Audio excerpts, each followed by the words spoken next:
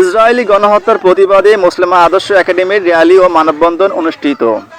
বিস্তারিত থাকছে মোহাম্মদ হাফিজের প্রতিবেদনে।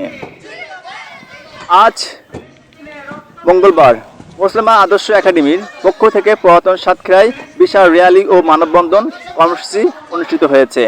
উক্ত কর্মসূচিতে মুসলিমা আদর্শ একাডেমির সকল শিক্ষক শিক্ষিকা, ছাত্রছাত্রী ও অভিভাবকবৃন্দ অংশগ্রহণ করে।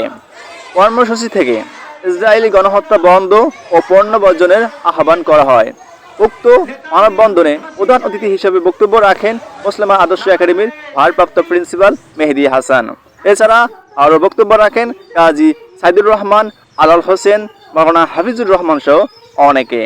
এছাড়াও আরও উপস্থিত ছিলেন মোহাম্মদ আব্দুর রহিম, মোহাম্মদ আল আমিন, মোহাম্মদ আশরাফুল ইসলাম সহ অন্যান্য শিক্ষক শিক্ষিকা বৃন্দ।